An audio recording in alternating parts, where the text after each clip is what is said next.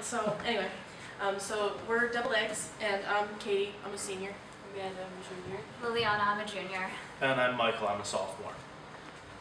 So we examined BaBaSushi, which is down Park Ave. If you guys haven't gone, you should go. It's delicious.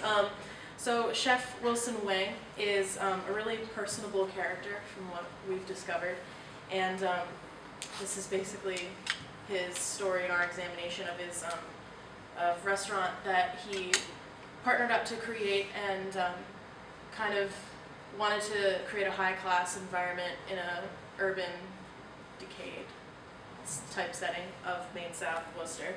And so we decided to focus on him because of all of the awards that he has received over the years. And he started up his business in 2007, and 3 weeks after that business started, he won with his partner Worcester's Best Chef award. And then in 2008 and 2009, he won Worcester's Best Sushi, and in 2010 he has reigned supreme as Worcester's Best Chef again in the eating category of food. Okay, so Wilson Wang, he started his journey in China when he studied to be a chef at the Zibo Chef School in Shandong University.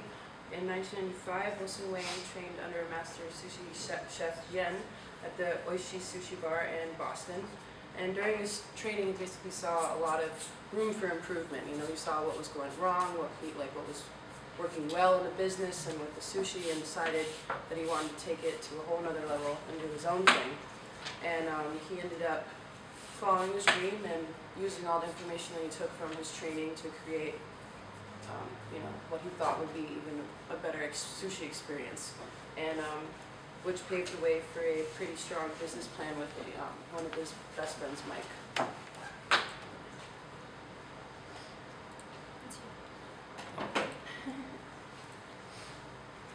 So he decided to partner with his friend Mike, who is a lawyer, and he helped him with a lot of the business parts of it and the paperwork.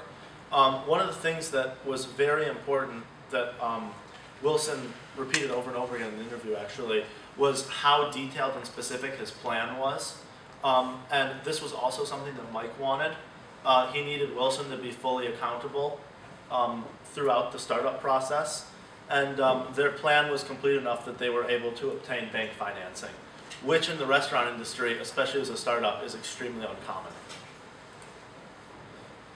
So as far as the conditions during the launch of the restaurant, oh, you're taking conditions. No, Oh, okay. No, it's not even conditions. Okay. So he chose Park Avenue because there's basically no competition in the area, and the cost was extremely low. Because if he lost everything, it still wouldn't have been that much. Just so you know, Haiku opened up in the same year, but after.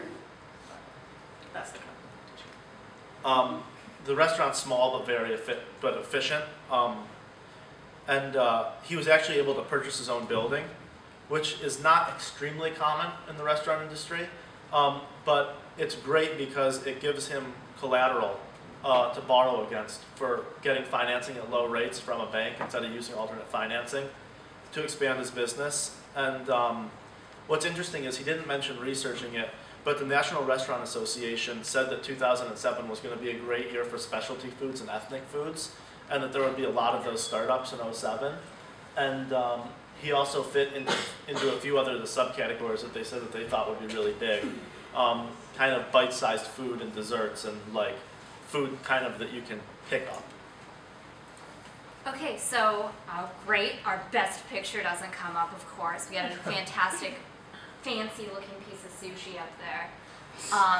Oh, also these bullets. That's not what they're supposed to look like. Anyways, so niche is a very important thing, as we all know, that helped him succeed. He talked a lot about the quality and how people are eating and putting this into their body, so it has to be good, and that's what he cares about giving to their customers. So he focused on using the best ingredients he could possibly get, even though they were expensive. That was is very important to him. But on top of that, instead of charging a lot, he charged what he thought customers could afford. Which was essential for him because that's what allowed his business to boom and for him to buy the place. And he also created a unique dining experience by, it's pretty high class but still cheap. and very good quality, as I mentioned, and he's also really focused on bringing the Japanese culture to Americans here. And for growth in the future, he is very self-motivated, and he doesn't really care about competitors. He said all he cares about is making what he wants the best it can be, and the only concerns he has is making his employees more like him, and also he mentioned that he isn't really good at marketing, and that's something that he'd like to work on. And he's thinking about expanding, and actually he's planning on expanding, opening a new business, I believe in Shanghai he mentioned, and also out towards the Boston area. And yeah, he just has this great desire to create a perfect business. And in conclusion, to sum this up, these are the 4 things that contributed to his success. Some of them correspond with what B-Day says as the typical startup, and some don't. One of them was that he's very self-motivated, and I see this as a trend in that there is kind of an entrepreneurship personality, and he's got that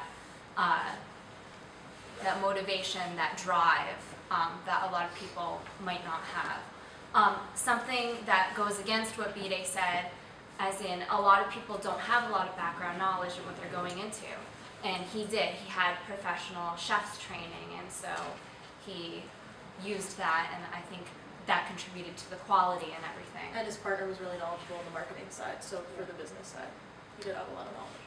And B-Day also says that nobody has a very big business plan, if any at all, and something that was very important to their success was having a strong business plan.